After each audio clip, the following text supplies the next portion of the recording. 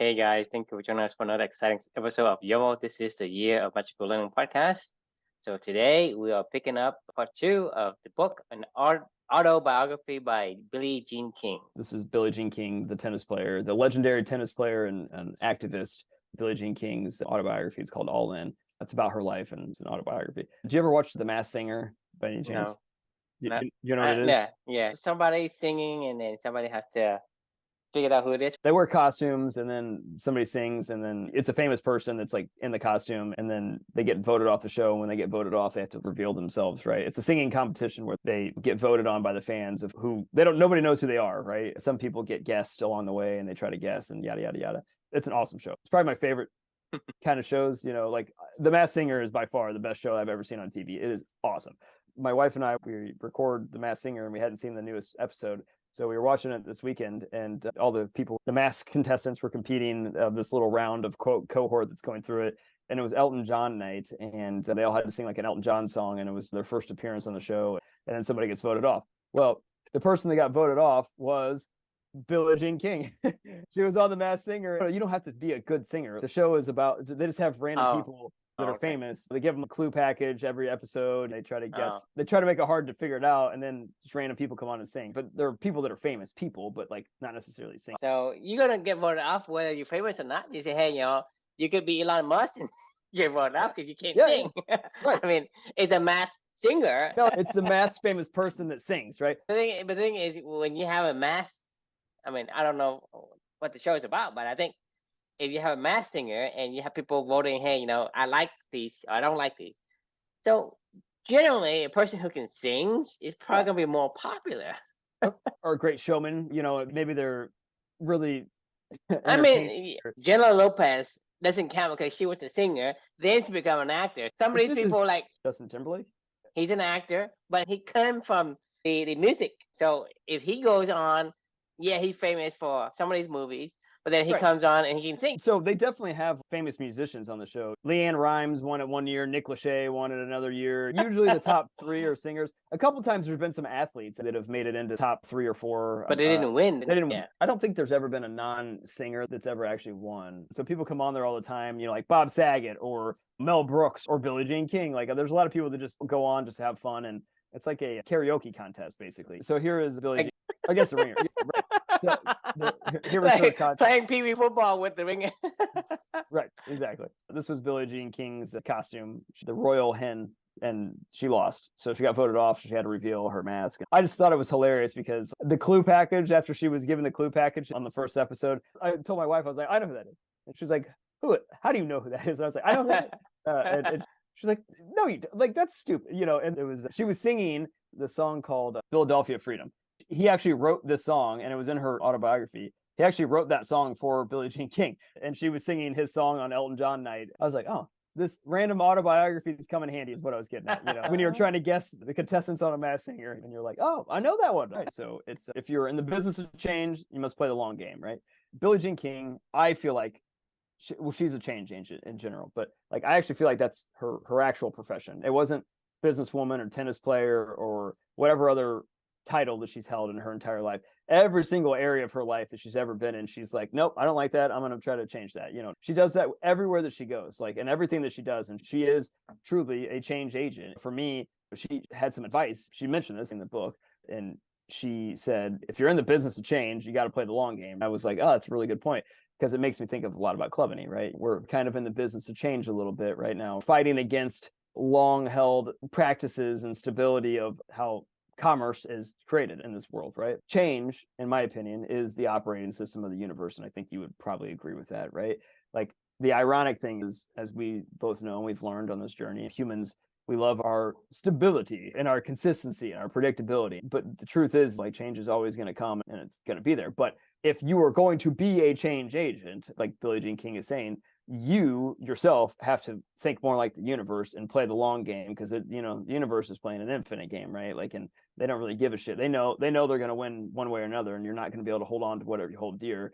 Change, in my opinion, is like a little 2-year-old that's roaming around your house and finally tall enough, you didn't even realize they'd gotten that tall, and they catch a little glimpse of like this antique vase you had sitting on your counter, or something like that. When you're like, That's fine. Like, they're not going to be able to see that. They've been too tiny. They can barely even walk. It'll be fine. I got years to figure out where to re-put that thing and keep it safe. And then, all of a sudden, like, the little guy or the little kid or the little girl is now just a little taller. And then you see them and they see that, you know what I'm talking about? Like when they see that fucking thing that you're like, oh no.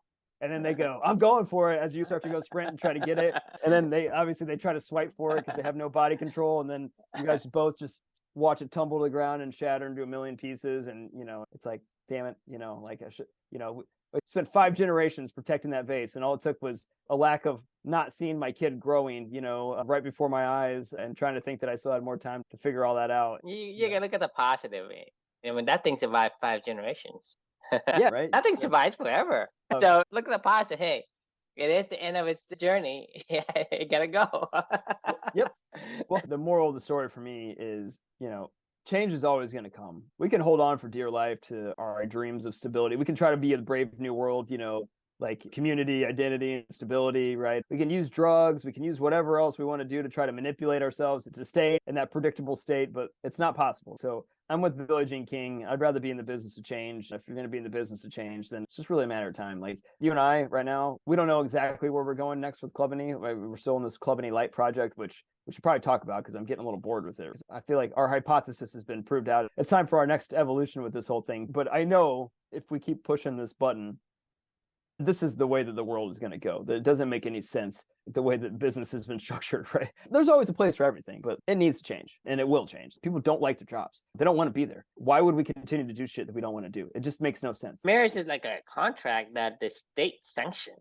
That's true. It's stupid. It's like, okay, you have a marriage license. It's a fucking license. Right. What is it? Hey, you go to court, say, piece of paper. I swear that she and I are entering into this contractual agreement where we are licensed to live together. Right. It's like, okay, don't go there. You can still live together. I mean, the thing is, what kind of a law is that? It is a man-made construct. And man-made constructs are completely fall short of everything. I mean, you're talking about Mother Nature versus human nature, right? Human nature, we try to categorize all the stuff. Just like, there's like 2/3 Asians, okay, on this earth. And there is only one category for Asians. And, and 1/3 of the people, there's like all of these labels and categories. Like, that's true. You categorize whatever you feel fit.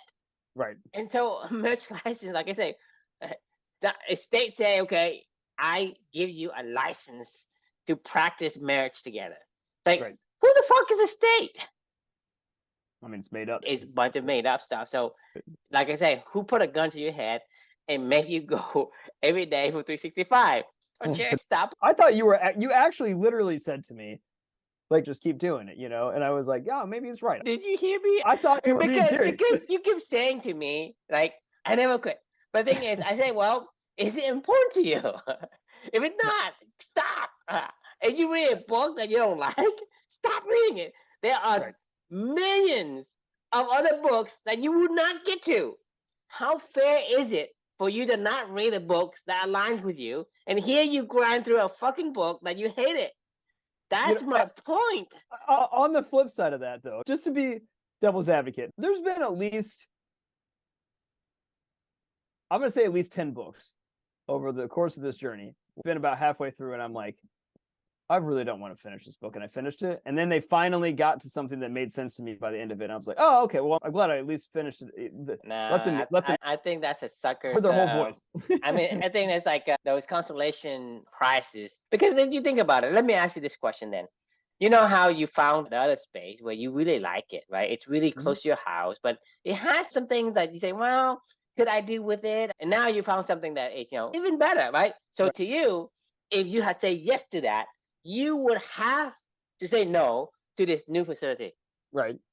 So I'm saying the same thing to you is if you read that book, because of your limited time, there are millions of books that you cannot get through. It's not possible for you to get through. So you are saying, yeah, I found a little nugget, but the other nuggets you had that would have been greater than the nugget, you say, well, my fucking consolation prize. It's something, but I'm saying is when you are saying yes to something, you are saying no to all the others. Because Oh, that's a good point. I guarantee you, in the universe, there's so many books out there that would have been aligned with you. It's just Right. that you would not have enough time to live to even get to it. Right. So that books are being unaware, unread by you. The reflection that you would have had would have not been existed. It would not have been born. Would not have been born. Right. Right? Because I Yep. guarantee you, if you had picked the tennis court that you say that, hey, it's nice. I like it. I really want to make this work. But imagine a separate life path where you took it, right? Right. Where do you think it would lead you? You would start looking for the other facility, right? So Of that course, yeah. facility is unread, Right. unheard of. It is out of your path of life. Yeah, I mean, I agree. I think you make a good point. It actually reminds me of this conversation I've been having with my whole team in general about your grade point average in school. I don't know if we've had this conversation. See, student? The idea of a grade point average is mind-boggling to me, actually, at this point in time, because the more that I think about it, I'm like, that doesn't make any sense. That is not, you're not a 3.5 student. You're a 4.0 student in these subjects, and you're a 3.0 student in these subjects. But you're not a 3.5 student. You're a what the fuck is a GPA? Like, I mean, what does that even mean? Like, I mean, no, I'm really good at these and I'm not so good at this, but like, how do you average that out to, I guess your point of the reason why I'm even bringing this up is like, if you're looking at C, like if it's a C book and you're just struggling through it and you're like, maybe I got something out of it. You're like, it's still a fucking C book. Like, it's not gonna change, right? You know, it's average at best. It's not good. You know, as soon as you have one of those books you really like, I know it. I've had this feeling 50 times where you're like, ooh, this is good, you know, and that's when I ended up writing multiple reflections on it. And it's like, I just finished a book today that was a similar book. It was called Outlive, The Art and Science of Longevity, Peter Attia. And I mean, it was a pretty heavy book on a lot of minutia of health, and I think you would love it. It was really good. It was about trying to be a centenarian, basically, and studying the 4 horsemen of disease. I think it's pretty easy to be a centenarian, right? The thing is, not easy. It's simple. All you have to do is stop killing yourself. That's basically what the book's about. You will be a centenarian. Because the thing is, you are the one that put your gun to your head and make yourself go 365. These things, even when I try to tell you, hey, Chris, we don't need to do that, you still, for whatever reason, have some kind of a conditioning in life that wants to make this goal. True. You are making yourself miserable. So I say, to be a centenarian, just remove the stuff and stop killing yourself with the caffeine, the alcohol, hey, I gotta have my gluten, whatever. It's like, hey, it doesn't kill me. I know.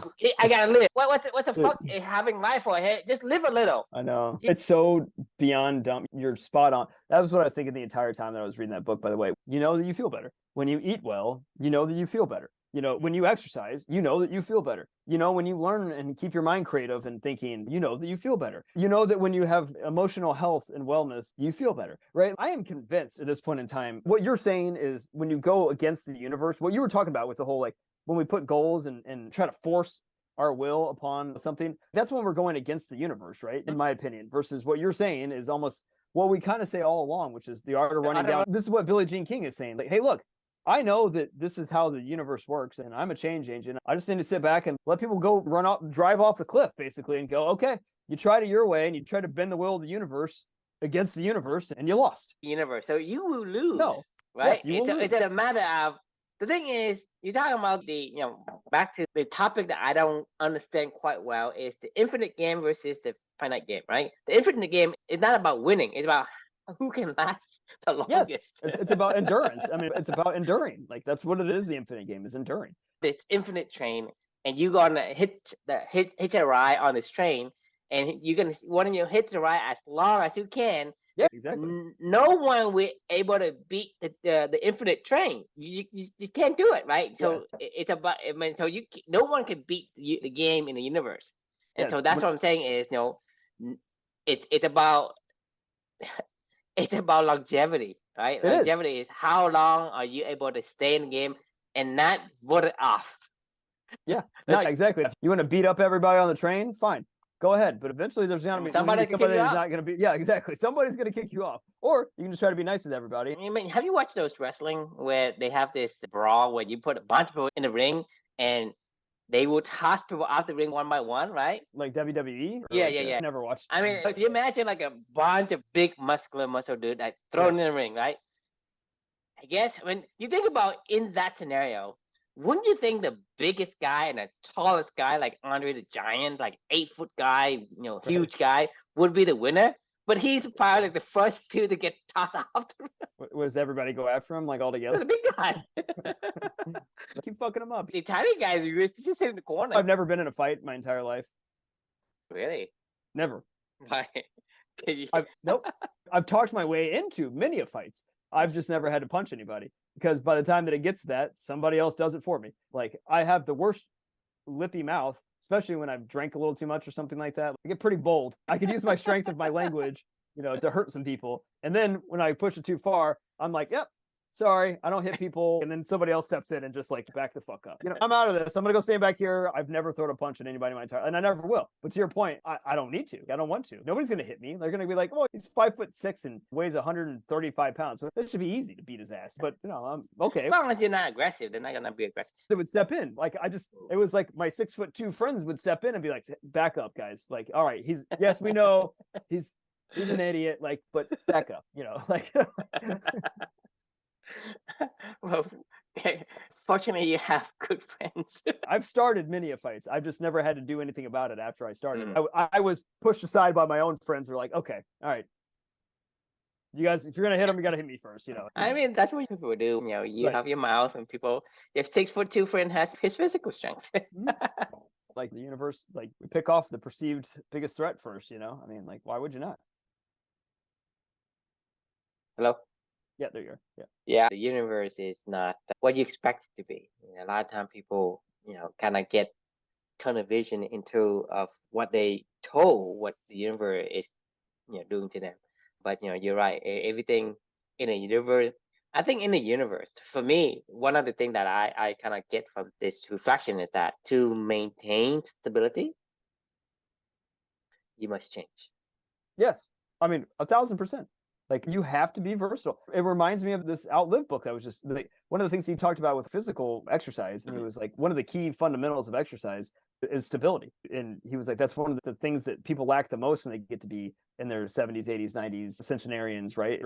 He used to be like super into cycling and long distance swimming, and he would go way too specialized and deep. And he would hurt himself physically, he would lift too much, or he would do stupid things, and he wasn't doing it right. But he would just keep pushing harder and harder and harder. And this is what we do. This is exactly what you were saying before with the goal. For me, with the 365, it's like, what am I doing? I was having fun, just learning, reading, reflecting, sharing these things with you. I then turned it into something that was unhealthy. Luckily, I got to work through it, and that's fine, which is the point of it, right? You're supposed to learn and figure these things out. But we do this all the time. You and I have talked about this so many different times. Like, I don't want to be 90% proficient in everything that I do. And that last 10%, I don't know that I give a fuck, because that takes a lot of bending the universe and going so specialized into a particular area that I just don't care. But then my question is, I don't know. That's what people say, right? Hey, I want to put a dent in the universe. For what reason? I want to know why you want to make a dent in the universe. I mean, this is one of his most iconic quotes. The thing is, Steve Jobs, you're a great guy, right? But at the same time, in probably like 300 years, or maybe 1,000 years, or 100,000 years from now, no one's gonna know who you are. I mean, you can say, I'm the one of the guy that is, people remember the longest. But that's the thing is, in the universe, nothing is forever. Therefore, in some distant future, no one knows who you are. So my question is, why do you want to dent in the universe? Why are you trying to make this go against natural ways of things? To put a dent in you, because in order to put a dent in the universe, you have to go against the grain of the universe. If you go with the universe, it's basically going with grain and the curve. You can't dent anything because it just glides smoothly, right? Yeah, Carl and Jacob, they're like flying around, right? And they're like, "Hey, Carl, you want to go fly into this house over here?" And he's like, "Yeah, let's do it." And they're like flying around, and Carl and Jacob goes, "Hey, Carl, look, there's a human over there. Like, go fuck around with him, like see what happens, and you're like, oh, okay, yeah, Jacob, let's do that. And fucks around, gets swatted, he's dead on the floor, and Jacob flies by and he's like, Carl, what happened? Like, what did you do? And you're like, you fucking fuck you, Jacob. You know what I mean? Why did I agree to that? And then B, like, and right now, this dead guy, everybody's quoting this guy, okay? And I'm asking I'm truthfully, I don't know, okay? Why do you want to put the universe? Maybe there's something I'm missing. I don't know. His exact quote was, what else are you here for? I can tell you right now, well, I'm here in the universe so that I enjoy my life. I agree. I have an answer for myself. It's a reason for my existence. Well, that is Clubbiny's purpose. That is what like, I mean, I look at what we're doing as we're trying to build an art of running downhill, going with the universe ecosystem. That has nothing to do with trying to like bend the will of the universe, like that's the anti of what Club. You serve the wave. Right. You gotta serve the wave. Why you go into the wave and crash into the wave? I mean, it's stupid. Like, it's dumb. Mean, that's what I'm saying. Maybe I'm missing something, but why are you trying to make a dent in the universe, right? If your answer is to tell what the hell are you here for? I can tell you right now, this is what I'm looking for. So it's not like, oh, I have no purpose. No, I'm supposed to enjoy my life, right? Enjoy whatever my body say. Hey, go talk to somebody. Enjoy the conversation. Enjoy the cup of coffee. Enjoy, whatever that your body say. Okay, that is the right thing for you. That is the right place for you. It's like a human device. I have to be at this place, right? Like I said, if you are a beaver, your human beacon is like the river and the woods and all that. You're not looking for the tundra of the ice or the desert or anything like that. To me, it's very, very simple of a question. Is why? And people don't answer that question. Even if you tell me, okay, this is why you're here in the universe, right? To me, that makes no sense to me. So how can anyone accept that answer? I mean, not only why would you accept it? Even if you did put a dent in it, it's like, gives a shit. Like, I mean, it's a dent. Like, it's a tiny little dent. Like, it's not, it has nothing. Like, there's nothing that's, I guess, a gajillion dents maybe might have some impact or something like that. But if that's what you want to waste your life on is one dent of a gajillion. This is what I imagine. Is that what you're saying? Like, right. Yeah, you can't beat the universe. But the thing is, when I hear this saying, it's like somebody goes to the river and take a needle and just put a little dent into the river. Right. It's like, where did that go? Right. It's like, the moment you put a dent in it, there's a dent in it for sure. The universe is like the river. It doesn't stop. It moves. So in order for you to stay in one place in the universe, you must paddle upward to maintain the status. Exert energy to do that. You have to change because there is already a change. So you think of the river, you think of the treadmill. Imagine you're standing on a treadmill, right? And it's running, and you want to stay wherever the treadmill is, by the window, whatever. In order for you to stay fixed, you have to change with the pace of the changes of the treadmill. The only way to get stability is you have to change, because the universe in itself is a changing agent. I agree. I mean, you have to adapt. That Outlive book was really, because it's top of mind for me today, because I literally just finished it. You made a really good point at the end. That was what I was thinking the entire time that he was going through all this. I'm like, what's the point of doing any of this stuff if you're not trying to just enjoy your life? There is no point, because he was talking about, I mean, he wrote down an entire manual of how to be a centenarian and all the things you have to worry about and all the things you got to do and all the things you got to monitor. And I'm like, I don't want to do that. Whenever you become a centenarian, then what? Okay, I can die now. Right. I spent 70 years of my life tracking all this shit, and it was miserable. It's like saying I spent 100 years in prison. I made the Guinness record of being the longest prisoner. Right. Like, but the saving grace of why the universe always delivers is everything that this guy talked about in this book is, if you just followed your natural instinct, like, that's the answer, right? Advocate. Exactly. When you eat shitty food, like, I don't care who you, like, you might say, yes, we're predispositioned to consume as many calories as we can. And that may be true, but we're also predispositioned to go, I don't feel good after I eat this thing. Like, I have no energy. I'm lethargic. I just want to go pass out. I'm not able to be present with my family and my friends. You also know when you feel like shit. Like, I know and I know that you know for sure, whenever you eat certain things, like how bad you feel, right? I know when I eat certain things, I feel good and I feel bad, right? If I make the decision to go eat those bad foods all the time, that's a decision that I'm trying to go against the universe, because I know what I'm supposed to eat, because my body told me you feel good after you eat this. I also know what I'm not supposed to eat. My body told me I feel bad after I eat this, right? I know when I don't get any sleep at night, I feel like shit the next day. I'm not cognitively as creative. I'm groggy, lethargic. I make bad decisions. I'm grumpy. I'm an asshole. Like I know that a good night's sleep is better than a bad night's sleep. You don't need to tell me all the science behind why sleep matters. It's important to understand it, but we know instinctively sleeping well matters. Now, you might say, okay, great, I want to sleep as best I possibly can. My point of what I'm getting at is all these things that he went through in this entire book about how to outlive, these are natural things that any of us, if we just were in tune with ourselves and I understood mean, what you're we liked talking and didn't. about just remove them from the city and put them in a remote village somewhere where Right. you're not like poisoning the environment, and he doesn't have anything to worry about. Right. Live off the land, right? And the thing is, this is what God gives us. If you live off the land, these people will live to 100 years easy. People are like 99, 100, and they're like walking and they're doing whatever they need to do. You go to the city, it's like, okay, you're 50, and it's like you have kidney stone, you have high cholesterol, you have diabetes, you have high blood pressure. It's like, where's that come from, right? We forced our lives on this stuff. We're not supposed to live in places with 9 million Homo sapiens in the same general area. Like that, I mean, I'm not saying we're not supposed to be communal. Well, I don't think that's the case, though. I think it's great, and you will live longer if you have a communal For sure. society. I mean, we need communal because society. that's part of your gene that wants that connection. Communal societies in We cities. we are trying to kill ourselves by conditioning by society to do things a certain way, right? And to act in a certain way. Because the thing is, for us, like you live for example, you live in a fucking condo, okay? But you don't know your neighbors. You, Right. you think about how I'm saying, it's not absurd that communal. is. It's like you live like so close. I mean, you basically right next to the next wall. Right. There's a person lives there, but you don't know who they are. It's Exactly. a person is. It is a prison. It's a prison cell, and it gets smaller actually and you get less smaller and exposure. smaller. I mean, you go to places like New York City and California, right? It's so expensive to have to live in this like tiny little condo. Shoebox. But then you don't know who your neighbors is. What is the size of an average person? So 6 by 6, right?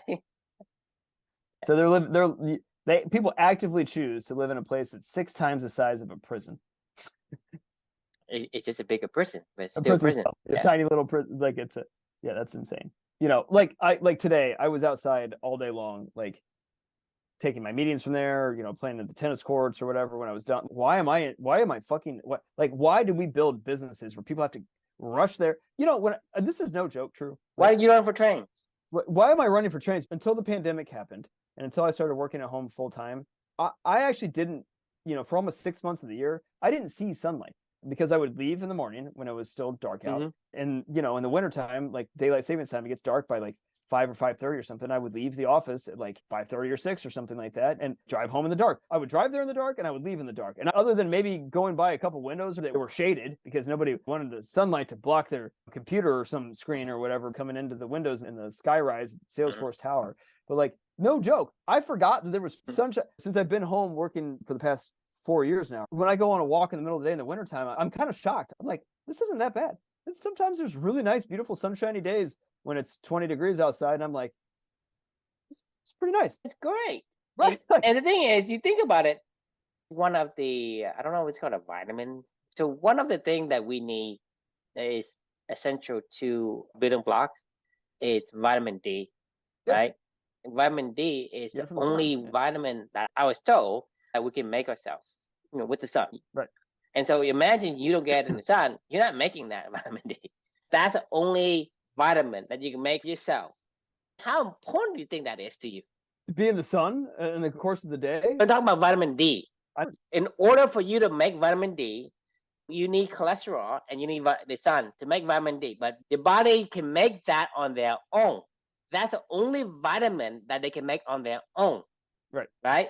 So think about how important that vitamin is evolutionarily. To you. So you think about like, hey, I'm going to an Italian restaurant. what kind of food is important to them. Well, I mean, it's not really Italian food. That's how you go to Yeah, Italian. yeah, I get it. You mean, don't mess. You try. You're trying to mess with the natural order of things here. An Italian restaurant, you go order Italian food. Right, I don't right. care if it's not authentic. Okay, Right. that's not my point. But you don't go there and you order, Chinese fried rice. Okay, you just don't. Well, no, I know. My point is, when you open an Italian restaurant and you decide to make Italian food because that's your specialty, that is what you sell the most. That is the most important thing on the dish. That's Right. why you make it your own. So vitamin D, same concept, is because it is the most important vitamin in your body for you. That's why you decide to make it your own, and rather Right. than having to get it from somewhere else. I would rather just make tanning beds for the people when they get off of work in the darkness, so they can go sit in a UV tanning bed and bake their skin and get skin cancer because they never see the light of day because they're stuck in an office all day long. That's the better solution. I mean, you think you can make vitamin D from a tanning bed? I was kidding, Drew. I'm saying, like, this is our universe denting solutions of, like, well, if we got to dent the universe, we got to put in all the hours all day long. So we got to forsake, like, this thing that is clearly important because our bodies decided to make it evolutionarily, because clearly the sun matters. And also, hey, you should give up sleep too. Give up sleep, give up sun. That's the thing that I also completely grinds my gears. Like, this billionaire routine that you get up 4 o'clock in the morning, Like, and he goes to sleep and he reads like 10 books a day, blah blah blah. It's like, no, he doesn't. Do whatever your body wants you to do, right? Right. If you're sleepy, go to sleep. Yep. Right? If you can't get up in the morning, don't wake up at 4 a.m. in the morning. It's like, right now, like, everybody say, hey, I gotta go kill myself so I can make a dent in the universe, where it's like poking a needle into the river. That is, to me, putting them in my head, like, hey, when Steve Jobs say put a dent in the universe, it's like, hey, poking a needle in the river, in the giant river. That is the impact you're making. I asked one of my employees today, I asked this exact question because we were talking about the grading scale, and I was like, tell me. He goes, economics, accounting, and I forget the third one or something like that. And I was like, what'd you get F's in? He was like, well, I was like, did you ever get an F or a D or anything? He was like, yeah, a couple times. I was like, what was the subjects? And he was like, it was this, and this. And I'm like, how'd you get an F? And he was like, oh, I just didn't even go to class. And I go, you didn't even try? And he was like, no, I didn't try. I mean, it was just something that didn't appeal to me at all. I just didn't try. I was like, did you ever get a C? And he goes, oh yeah. Oh, yeah. I was like, what'd you get a C? And he was like, calculus. I go, out of curiosity, how hard is it to get an A in economics? And he was like, oh, it wasn't hard. Like, just liked it. And I was like, oh, okay, all right. And how hard was it to get a C in calculus? And he was like, oh, it was really hard. I mean, I worked my butt off to get that C. And I go, you worked your butt off to get a C in calculus. I was like, would you say you did more? It was harder? You did more work? And more work? Than you did for your A in economics. And he was like, oh yeah, way more. And I go, and I'm like, by a long shot, like, right? Like, this is what you're saying. You want to put a dent in the universe? Fine. You're going to expend a shitload of energy and you're going to do a pretty crappy job at it. Or you could go run downhill. I feel like I am 99% sure that going the direction that the universe is going and running whatever you're being told physically, emotionally, evolutionarily, and where the universe is going is the direction that we should all go. So this is what I know, okay? And I know I can't beat the universe, right? So I'm saying, okay, if I can't beat the universe, I'm going to go just right along. That's what I'm doing. I don't know shit, but at least I know that. I know I cannot beat the universe. So I'm not going to try to beat the universe. Right? Why? You make a really good point about the whole Steve Jobs quote. Because the second part of the statement's a little bit more troubling. Because he says, put a dent in the universe. And then he says, because if you don't, then why else are we here? It's a sad life for you, Mr. Jobs. I read Steve Jobs' book. We'll talk about that eventually in his journey. That was kind of one of the shining things in Steve Jobs' book for me. He was incredibly brilliant. He was an artist, and he was really good at what he did. But he was also kind of fucking miserable. He had a pretty miserable existence, honestly. I mean, it sounded like he was a total dick, hated a lot of things, was an asshole to a lot of people, like completely, was obsessive about certain things, drove him to, probably levels of stress that I can't even fucking imagine. And he actually credits his firing or maybe coming back to Apple. I can't remember. He credits that himself personally as the reason why he got cancer. He wasn't sleeping. He wasn't eating. I tend to agree because you are killing yourself. Man, the thing is that the biggest disease that we have today that like sparks everything else is stress. Yeah, yeah. It's stress. Stress Right. causes cancer. Stress causes like diabetes. Because when you're stressed, what you do? You eat. You fight. Yeah, you eat, you fight, you sleep bad, you drink more. You're trying to cope with all the things that you have available to you, and none of them is aligning with the universe. And you cannot beat the universe. You can say, okay, I'm gonna be healthy because I do the opposite of what the universe wants me to do. Because the thing, your cell is aligning themselves to the universe. So you cannot go against the grain of the universe. And to put a debt in the universe, to me, is the most dumbest thing I've ever heard. I mean, the thing is, it comes from Steve Jobs. Yeah, Steve Jobs just give us Apple and give us a phone. We have a better life for it. But to me, with or without it, it should not affect me, Yeah. right? I mean, what do people do before Steve Jobs existed? They were fine. They were fine. I mean, like I often wonder this question now, and we'll never know the answer. But like, you know, and I don't want to play a nostalgic game of like, oh, things in the past were always better or not. I'm actually just curious. It's more of a curiosity of, you know, let's go back 100,000 years in humanity and people living in hunter-gatherer tribes. Did they live to be centenarians? Like, I don't know. I mean, did we just go massively backwards to go maybe back to where they were 100,000 years ago or something like that? Part of me wonders if that's the case, right? Because I feel like we've done a whole lot of going against the universe to get back to even, you know. The key that I've seen so far to this day is everything is in balance, right? So it's like pendulum, right? When you swing, right, it's gonna go towards what you want to get better, better, and then it's go past it and towards, then come back. It's a pendulum, and so this is what we see humanity in its state. It's like it's swinging, so we get better, and then now we pass the most optimal balance, and then we get worse, and then we say, well, we gotta swing back the other way. And so right now it's like, you know, right now we everything is about like, so back in the old days, right? Information, it is so precious. People hold it like, you know, my secret recipes and this and that and whatever. Now it's like it's all flooded, and now it's like it's too much information, and it becomes a burden. And because hey, what information is real? What information works? Blah blah. Because right now you and I talk about this, and there's like 10,000 other gurus still out there and tell you, hey, you know, you should go eat the frog. And you even talk about these guys for like these legends in the self-help business out there. The gurus are telling you, you're talking about Tony Robbins, you're talking about Brian Tracy, right? Even those guys, they say, hey, you know, start with the hardest thing first and blah, blah, blah. All these things, right? These guys out there are telling you to do something. Time management. Like the procrastinate on purpose guy. It's all about the MVOT, money, you know. And then the most famous one is, you know, put a dent in your verse. What else are you here for? Right? That saying is percolated throughout the entire society because it's Steve Jobs. Everybody say, oh, this is a fucking oracle, right? The thing is, yes, he just happened to survive for him, not for you. I mean, this is what we're just saying is I can't tell you how to live your life because it's your life. You're a fox, you're an eagle, you're a lion, whatever. Live those lives. If I'm a beaver, then I live a beaver. If I'm a goat, I live a goat. Whatever that I am, it makes me happy. And that's, to me, life is meant to be enjoyed, not to suffer. Suffering is self-inflicted. You are the one that caused your suffering. Yeah, I mean, up until Amelia, I lived a pretty trauma-free life. Most all of it was like self-inflicted, just dumb shit. I know the difference between stuff that I cannot control and stuff that I can control now. There's nothing that any of us could have done for what happened with Amelia or Luca. I mean, we did our best to just ride the wave of whatever that was happening or not and learn whatever lessons we learned from it. But to your point of like, most of these things are self-inflicted.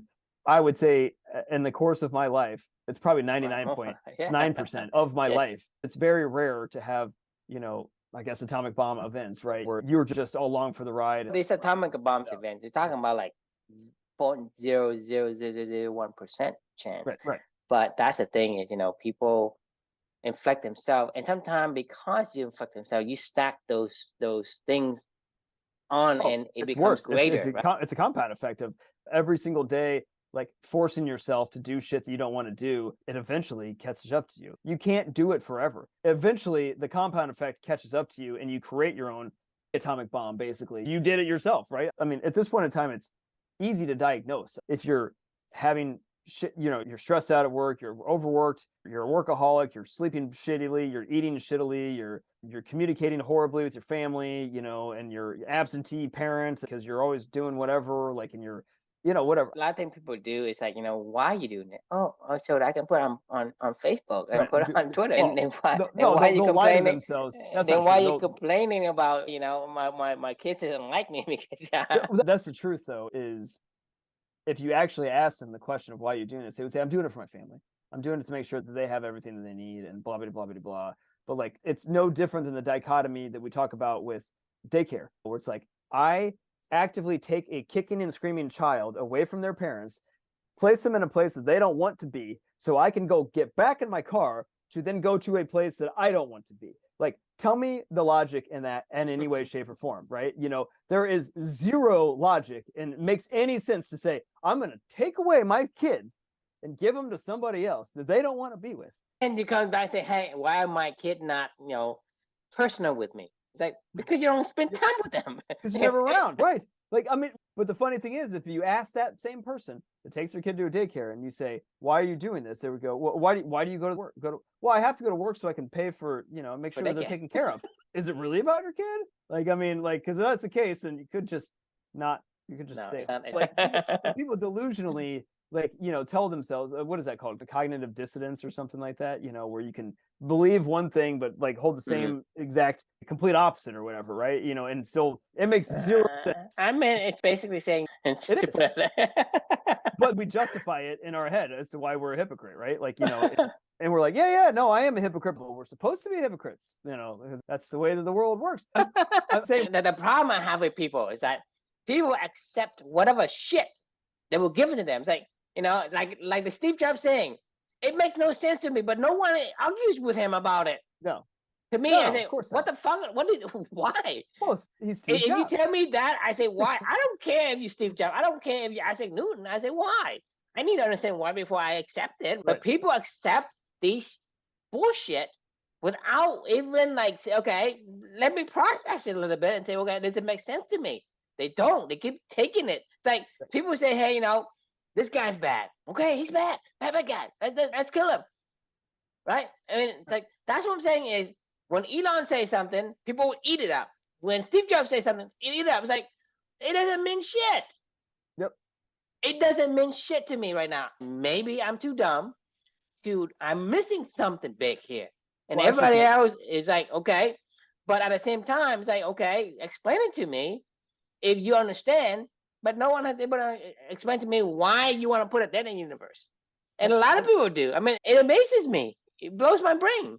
It blows my mind. It doesn't make any sense. To me, it's just like I want to go step into the ring with the universe and see, like, that was my analogy with the two flies. It's like, hey, I get it. Like, you want to have a little bit of fun, you want to buzz around my ear, but keep doing it.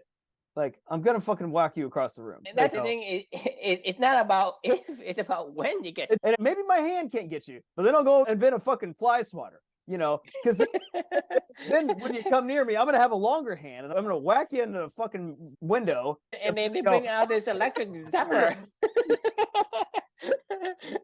Jacob's in the corner going, no, why did you do that? Oh my god, I can't believe this happened. And you're like, what'd you think was gonna happen, man? Like, I think the saying is fuck around and find out or whatever. I think like when you do that with the universe, it's fuck around and find out, right? You want to smoke?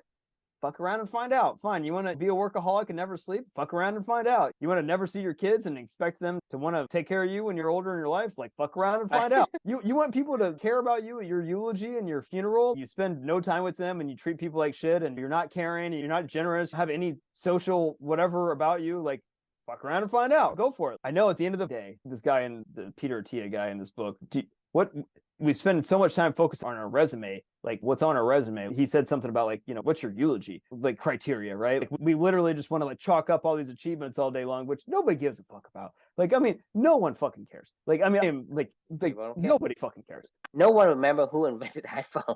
I probably tend to agree. I mean, let's be honest here amongst each other. If I was Novak Djokovic right now, and we had the same conversation every single day, let's just pretend I'm Novak Djokovic. Would you remember me for being Novak Djokovic, or would you remember me for this stuff that we talk about? For this stuff. Of course. I won't even know who you are. I don't really care. I don't care about things that is not like related to the value that I can receive from you. And that's just the way human beings are. right? Yep. You could be like, hey, I'm with this, I don't know, whatever thing that you do, maybe like you do some kind of communities, or you like to do Right. your work or whatever. It's like, I don't care. Go to your HOA, do whatever you want. Yep. Yeah, I'm not interested in that. I'm just interested in like, okay, how do I self-improve myself? How do I not run for train? How to run downhill? All these things, right? I don't care about your company unless it deals with company Something you life, care about. right? Right. Yeah, You know what I exactly. mean? Right. So Exactly. Do you care about Tom Brady right now? not really.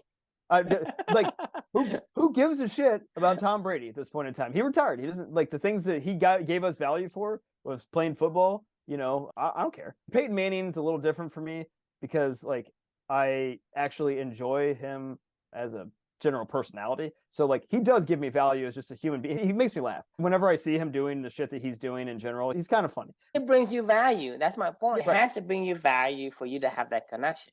Marvin Harrison was a famous Colt that Peyton threw a lot of touchdown passes to. Have I ever heard the name or thought of the name Marvin Harrison since he retired from football? No. Most of the young generation don't know this. Well, they know what their iPhones are, but They know the iPhone, but they don't know who they've seen the Jobs movie is. Steve Jobs. No, they don't even care about the movies. Does your they daughters know who Steve Jobs is?